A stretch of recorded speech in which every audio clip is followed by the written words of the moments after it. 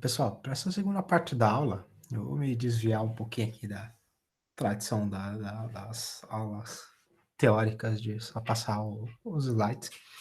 E em vez de ficar repetindo muito do que a gente veria em outras documentações, eu vou mostrar um pouquinho para vocês diretamente aqui no site de algumas ferramentas que, em conjunto com o Nuxt, elas permitem a gente ter um modelo poderoso de programação. Então, se vocês quiserem encontrar plugins para o Nuxt e outras formas de estender, de modo geral, o framework, o melhor lugar para encontrar isso é nesse grupo aqui, Nuxt Community, disponível no GitHub, onde, em particular, eles têm esse repositório do Awesome Nuxt, onde eles fizeram uma Awesome List com várias referências de conteúdo, de modo geral, para o Nuxt. Né? Então, desde recursos, módulos, ferramentas, né, tutoriais, blogs, livros, integração com o Docker, tem um pouco de tudo aqui dentro. Né? E, em particular, dá para a gente ver dentro dessa lista de módulos, né, os tais dos plugins do Nuxt, né, ou módulos do Nuxt que estão disponíveis aqui nessa página, oficiais e feitos aí pela comunidade, que servem para a gente poder fazer várias coisas que estendem, né, por padrão, o framework. Né? Então, vocês tanto conseguem vir aqui e filtrar, por exemplo, né, escolhendo aqui coisas relacionadas a uso de CSS, ou a bancos de dados, ou para processar imagens, bibliotecas, de modo geral, monitoramento. Tem bastante coisa, tanto feita pela própria comunidade, quanto oficialmente aqui desenvolvida, né, e mantida pelo próprio time por trás do Nuxt. Né? E hoje, dentro dessas ferramentas, a gente vai falar de duas especificamente, que é o Axios e o Tailwind, que eu acho que está aqui embaixo. Então, vamos começar. Vou começar aqui mostrando para vocês um pouquinho o que é o Axios. Né? Então, a gente já falou que, idealmente, a gente gostaria de acessar o servidor. Né? E para acessar o servidor, na nossa aplicação do front-end, a gente tem que ter alguma maneira de fazer uma comunicação com o back.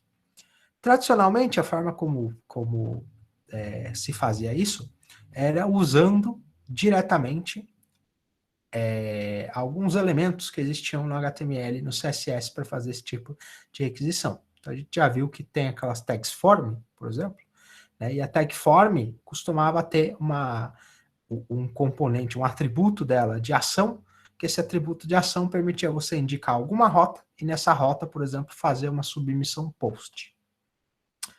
Com o passar dos anos na web, a galera se tocou que fazer esses forms dessa maneira tradicional não permitia uma experiência de usuário muito boa, porque o form limitava você a ter que trocar e recarregar a página toda vez que você submetia um form. Aí vieram ferramentas clássicas, hoje em dia, que já não são mais tão utilizadas, como o jQuery, que permitiam, né, a gente fazer o acesso ao servidor de maneira mais assíncrona, ou com a página já carregada, usando, né, ou fornecendo uma interface boa para você fazer requisições, usando um protocolo específico da web que permite você fazer essas requisições de dados parciais de uma página carregada. Hoje em dia, o que se popularizou é a gente usar uma ferramenta como o Axios, em que o Axios ele é uma biblioteca que você pode ir e fazer uma configuração para você acessar o seu servidor remotamente, e ele tem vários setups aqui que permitem a gente fazer isso. Né? Então, por exemplo, né, no Axios, para você fazer uma requisição post, você, ao importar a biblioteca, você tem esse objeto aqui, Axios, você consegue determinar um método, pode ser um post ou pode ser um get, como tem aqui embaixo. Você passa a URL que você gostaria de indicar, podendo ser tanto uma URL relativa, se você está falando de uma coisa no mesmo domínio, ou uma URL absoluta, se for uma coisa em outro domínio. Você pode passar, no caso de um post, os dados que você gostaria de colocar, ou, como no caso de um GET, você pode dizer se o seu tipo de resposta, qual tipo de dado que você gostaria de passar. Aqui ele está exemplificando, né? Vira uma imagem, que uma imagem vem como uma string, mas se fosse um dado como um JSON, aqui no caso do post, viria diretamente esse dado JSON para você e estaria disponível. O Axios, como biblioteca, ele já se apoia na existência de um método mais moderno para você fazer esse tipo de requisição de longa duração, né, que é a gente usar uma feature que a gente já falou em aulas passadas, que são as tais das promises. E aqui, né, especificamente nesses exemplos de código, ele está usando essas promises com o then, né, que é o jeito de você, ele te devolve uma promessa, e essa promessa é um objeto que tem um método then, e nesse método then você consegue associar uma função de callback.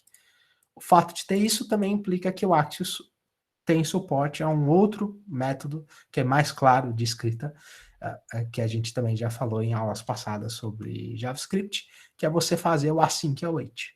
Né? Então você conseguiria fazer um await com essa requisição aqui, e depois que você recebesse a resposta dela, só ia executar. Você não ia ter que ficar fazendo esses thens aninhados aqui. Né? E aí o Axios ele fornece para a gente os métodos mais clássicos de você poder fazer sua requisição. Tanto pode fazer uma request mais genérica, e aí você passar o método por ela, quanto ele tem aliases para você já fazer os métodos mais comuns do protocolo HTTP. Get, delete, head, options, post, put, patch. Né? E aí, aqui nessa documentação deles, né, tem como a gente ver tanto como você configura esse objeto aqui, Axios, para que ele aponte para um servidor por padrão, para saber essas rotas relativas e tudo mais, quanto você ter os métodos específicos. Só que no Nuxt, o Nuxt já oferece para a gente uma integração por padrão com o Axios, que é esse módulo aqui deles, especificamente feito para ele. Né? Então, o que o Nuxt faz para a gente com relação ao Axios? Ele automaticamente seta para a gente a URL de base, para o cliente e para o servidor poderem usar esse cara. Ele vai e ele expõe para a gente tokens e outras coisas que a gente teria que fazer para autenticação. Ele habilita a gente fazer já workflows que exigem credenciais. Ele faz requests de um jeito aqui que ele cita o fetch, né? Na época que o Axios foi criado, ainda não existia uma maneira nativa de fazer requisições parecidas com isso aqui que a gente está fazendo. Aí, se criou um novo protocolo, uma nova standard, né, um novo padrão que existe aí na web, chamada Fetch API, onde essa Fetch API, que é uma API que existe dentro dos browsers, faz uma coisa muito parecida com o Axios. Por que usar o Axios e não usar a Fetch API, nesse caso? Porque com o Axios, e considerando que existe essa integração aqui com o Axios para o Nuxt, é muito mais fácil a gente já depender dessa integração, que já vai amarrar várias coisinhas que a gente teria que configurar manualmente para isso. Né? E aqui a documentação do Nuxt, né, ela explica como é que você pode configurar o seu plugin. Isso tudo aqui, quando a gente gera usando o Create Next App, ele já faz por você, já liga por você, se você escolheu usar essa integração com o Axios, de tão comum que é, ele mesmo já fornece essa opção de amarrar todas essas coisas para você. E uma vez que você tenha esse cara feito, você pode usar ele onde você quiser. Por exemplo, o método async data, onde a gente já falou, você pode vir e usando aqui essa notação aqui é uma notação de desconstrução. Né? Então, o async data, por padrão, ele teria como primeiro argumento uma série de coisas de ambiente que são injetadas pelo próprio Nuxt para a gente. Aqui de dentro desse environment que ele está passando para a gente vai extrair de dentro dele essa variável cifrão Axios. E essa cifrão Axios ela pode ser usada nessa sintaxe aqui, né? Onde você usa, por exemplo, o async await, e aí você chama cifrão Axios.cifrão get, e o cifrão get já devolve para a gente o nosso objeto dado que você gostaria, por padrão, fazendo um get em um lugar qualquer. Se você tiver em um método qualquer do seu componente view, né, você pode usar o Axios usando this.cifrão Axios. Se você tiver numa ação da Store, lá na Vuex, você também pode acessar o Axios com this.cifrão Axios. Então, tem várias formas de você ir. Aqui a documentação ela é bem completa com relação a como você pode usar, com tipos diferentes. Se você quiser usar aqui, né, um exemplo você fazendo catch, né? Então, em vez de você usar try catch, que é o que seria normal com promise, fazer esse negócio, aqui é uma anotação usando as promessas com then e catch mesmo, para você olhar as exceções. E aqui a documentação, de novo, bem completinha para fazer essa parte. Como é que você configura para saber onde você aponta por padrão? Lá naquele arquivo nuxt config.js, o Nuxt oferece para a gente a opção de setar essa variável base URL, que você consegue ir e apontar para um lugar só, onde o seu front-end deveria conversar. Aí você fala, mas se eu estou fazendo um back-end com microserviços, eu não deveria ter múltiplos lugares que eu preciso apontar? É justamente por isso que a gente fala de criar uma API Gateway, porque uma API Gateway vira um único lugar com quem o seu front-end tem que conversar para conseguir fazer a requisição indiretamente para múltiplos serviços, né? E até mesmo encapsulando o fato dele ter que saber que existem múltiplos serviços para a gente. Então, você indo e setando essa base URL, você, por padrão, pode só fazer um barra alguma coisa, e esse barra alguma coisa ele vai saber, nesse exemplo aqui, por exemplo, que está associado ao localhost 4000. Né? E tem várias outras opções que ele explica aqui, que você pode ir configurar por padrão para o Axios. Bom, então o Axios vai ser a nossa ferramenta que a gente vai utilizar aí em futuros casos para a gente poder ir e fazer solicitações para o servidor. E o Nuxt já oferece um jeito fácil da gente acessar isso. Aqui a documentação do Axios e a documentação do Nuxt Axios explicam bastante como é que a gente usa, né, a ferramenta de modo geral e como é que se conecta ela com o Nuxt. Agora, outra grande demanda que a gente tem quando a gente está fazendo front-end é, obviamente, o CSS.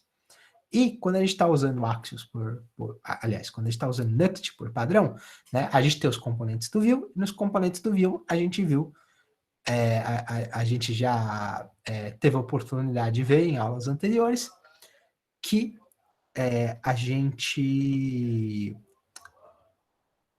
pode ir lá e ter aquela tag style, onde na tag style você escreve qualquer código CSS que vai ser acessado pela sua página, pelo seu componente específico. Só que fazer CSS assim, na mão, é uma coisa bastante trabalhosa. Mais que ser trabalhoso, é com frequência difícil ser consistente em vários pequenos detalhes que a gente teria ao longo da construção do nosso CSS. Em termos de cores, em termos de layout, de bordas e tudo mais. Para ajudar com esse tipo de tarefa, criaram-se ferramentas como é o caso do Tailwind. Né? E aqui eu vou dar até um refresh na página para vocês poderem ver a animação. Mas a ideia do Tailwind, né, é que ele é como ele se descreve aqui, né, um Utility First CSS Framework. Então, um framework CSS baseado em utilitários. Que ele tem várias classes dentro dele, que aí eu vou explicar algumas delas aqui, né, que elas podem ser compostas para construir qualquer design diretamente no seu markup. Né? Então, como uma imagem vale mais que 1000 palavras e um vídeo mais ainda, né, aqui tem um exemplo de um HTML e como é que você vai colocando esses utilities para você ir e compor um layout por padrão. Qual que é a diferença entre você fazer isso, fazer esse estilo de construção de CSS, versus você usando uma ferramenta como Tailwind, versus você fazer o CSS tradicional? O CSS tradicional ele é baseado na ideia de cascateamento, né, em que a gente cria uma classe específica para o nosso CSS, e essa classe específica para o CSS, ela dá suporte para a gente ter a nossa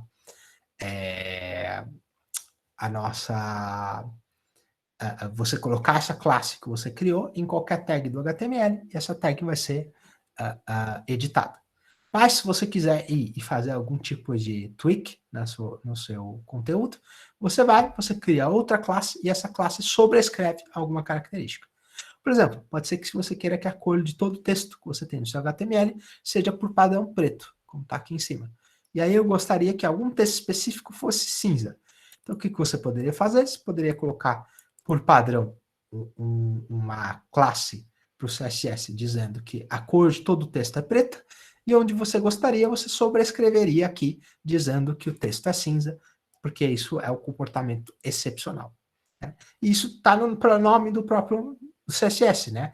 O CSS são cascading style sheets, né? Ou folhas de estilo em cascata, onde você quer justamente fazer com que a aplicação do CSS seja em cascata para sobrescrever o design padrão, o layout padrão que você está utilizando.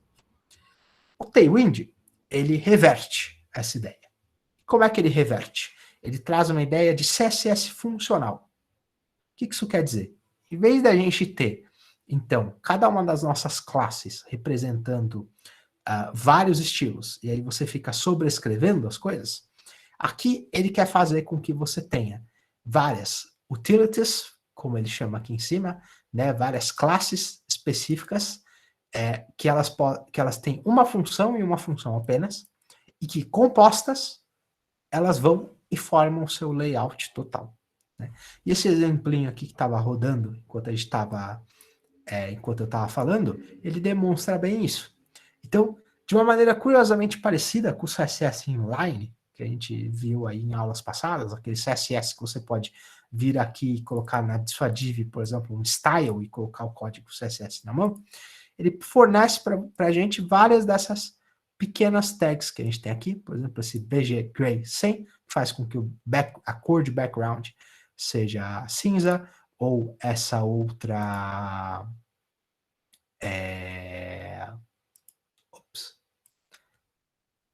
Peraí, deixa eu tirar o Dark Mode aqui. Ou esse outro uso de você vir aqui e falar que eu quero uma fonte que ela seja um pouco mais clara, eu quero um texto que seja mais largo, eu quero um texto que esteja por padrão numa cor ciano, e assim sucessivamente. Então, ele fornece várias dessas classes pequenininhas que só fazem uma coisinha e que você pode vir e compor elas para fazer um layout bem bonito. Né? Então, aqui na documentação do Tailwind, ele mostra para a gente várias das coisas que ele traz. Porque no CSS moderno, a gente tem essa ideia de que a gente não quer apenas fazer o design pontual.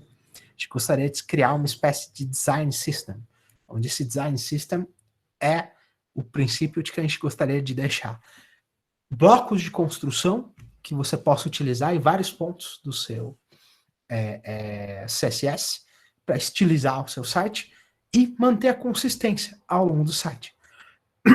O que é difícil de fazer no CSS por padrão, se a gente está fazendo aquele comportamento dele de sobrescrever as coisas.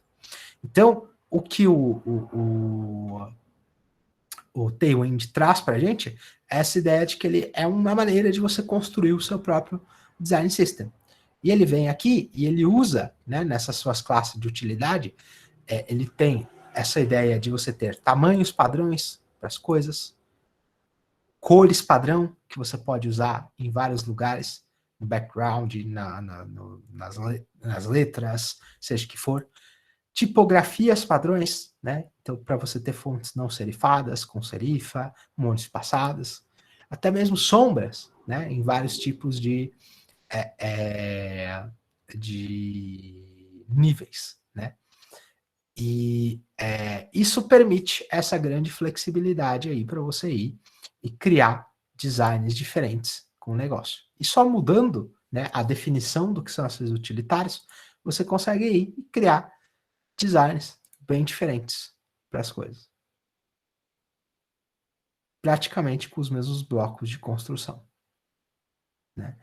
Então, o Tailwind, ele fornece várias coisas super interessantes que permitem a gente fazer.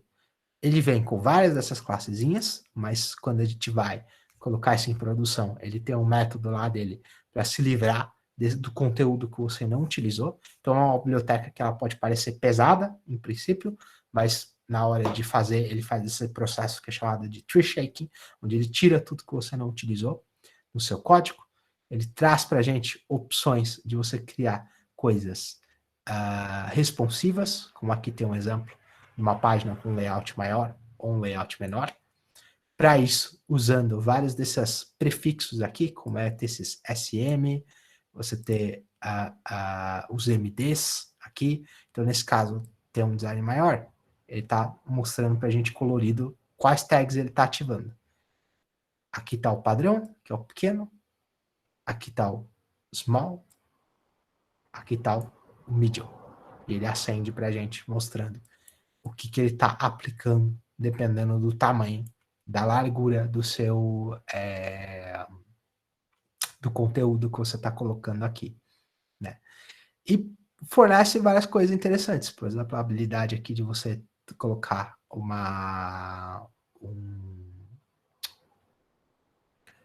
de você mudar a cor, por exemplo, quando você está, né, com esse comportamento aqui de hover, né, onde o hover é você passando em cima, ou se você tem o foco, né, e o foco é, por exemplo, você clicar em alguma coisa, toda vez que você foca nisso, por exemplo, focar no botão, ou aqui na barra de progresso. E o legal é que quando a gente faz a integração com as nossas ferramentas, né, com os frameworks, como é o caso do Vue, né, tá aqui o porquê, principalmente, de fazer sentido a gente usar uma coisa dessas. Porque no HTML e no HTML puro, né, fazer o CSS em que você vai criar todo o seu CSS num lugar só, faz bastante sentido. Mas usar Vue, usar Next, tem o princípio de que a gente deveria tentar componentizar o nosso site, criar componentes distintos, né, onde cada componente faz um comportamento padrão. Aqui, por exemplo, tem um componente que está mostrando várias receitas e tem um single file componente do Vue, que ele vem e aqui dentro ele tem, né, um nav, que é essa parte aqui de cima, os nav items, que são esses 3 conteúdos aqui, e aí ele tem uma lista que tem os itens da lista aqui com as receitas, até tem no V4, que a gente já viu anteriormente. E aí, em vez de ter o CSS todo aqui em cima, a gente consegue espalhar o uso desse CSS colocado aqui dentro, usando diretamente as classes do Tailwind. Então, eu não preciso ir e usar a tag style, eu posso só ir e colocar essas customizações específicas aqui. Aqui até tem um exemplo dele mostrando uma classe dinâmica, que eu não vou entrar em detalhes aqui agora, mas é bem legal que vocês veem que com pouco uso você consegue fazer uma estilização legal das coisas e a configuração do CSS que você colocou fica diretamente ligada com o item do componente que você criou, né? Então, em vez de deixar o CSS separado e ter que ficar criando um monte de classes na mão, você vem aqui no componente e coloca as classes diretamente no lugar. Mas, mesmo assim, se você achar que seu CSS aqui está ficando muito complicado, você tem a opção também de extrair isso, sim, em classes separadas. E aí, com classes separadas, o Tailwind oferece para a gente esse @apply, onde esse @apply permite você criar, por exemplo, esse tal desse button, que ele é a junção de fazer esse text base, font medium, router LG, P3, que são dessas várias classes que ele fornece para a gente. Né? E aí, quando eu vou lá no meu HTML, eu coloco essa classe específica que coloquei, button, e aqui ele criou, por exemplo, um botão primário, que é esse botão vermelhinho, e um botão secundário, que é o botão cinzinho. E aí você compõe conjuntos maiores desses atributos, usando coisas com nomes pouco mais semânticos. Né? Igual ele tem Dark Mode, favorito aí da gente como desenvolvedor, né? E ele mesmo tem funções aí para a gente poder estender. Então, várias dessas coisas que ele tem aqui, o Tailwind por trás dos panos usa uma ferramenta muito legal de poder processar CSS, chamada PostCSS. E na hora dele ser configurado, o Tailwind permite que a gente, por exemplo, defina cores, tamanhos, várias coisas desse tipo por conta própria, e ele vai e consegue sobrescrever. Então, que nem eu falei, ele é mesmo uma ferramenta para a gente construir esses design systems. E ele tem várias coisas do CSS mais moderno, né? Por exemplo, aqui, grid CSS, ele consegue fazer transformações, gradientes, que são coisas bem modernas, assim, em termos de CSS, né? Um exemplo de que tem integração com os editores de texto, por exemplo, como seria o caso de ter o VS Code, ou uma coisa nesse estilo. E recentemente o time do Tailwind, eles também lançaram componentes pré-prontos.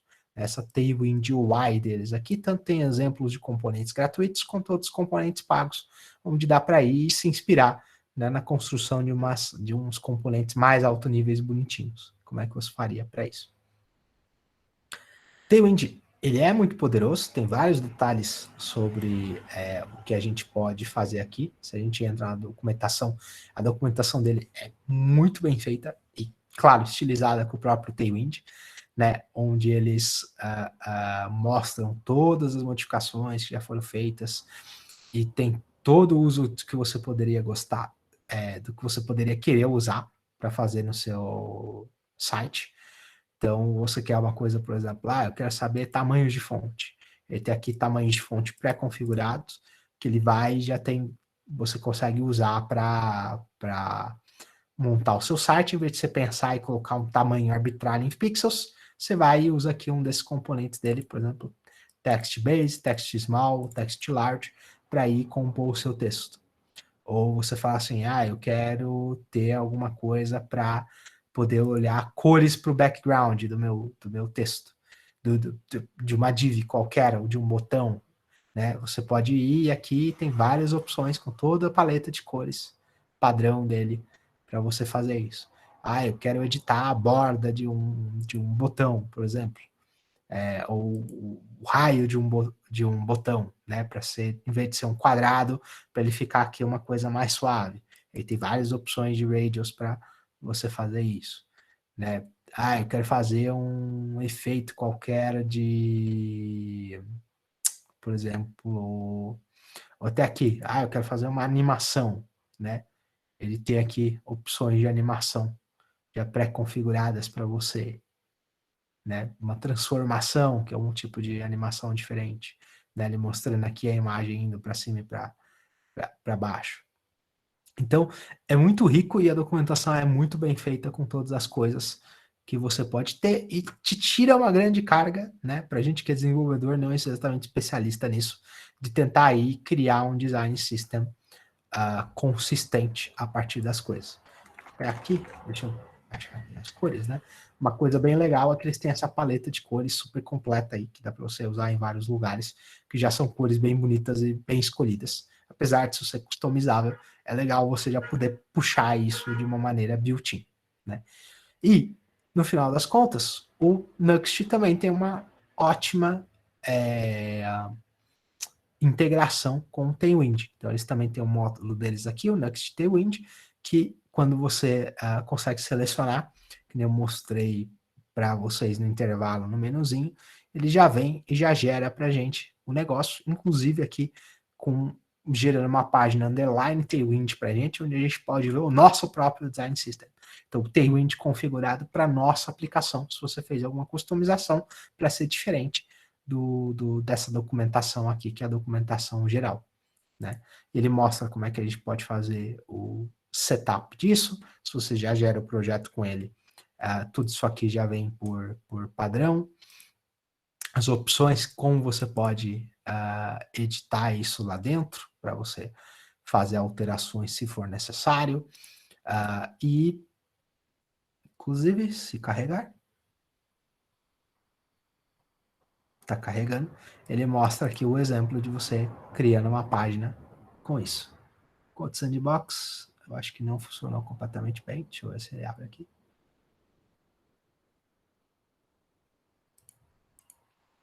Mas ele mostra como integrar aqui com Dark Mode, como é que você pode usar algumas coisas da Tailwind UI também, para fazer opções.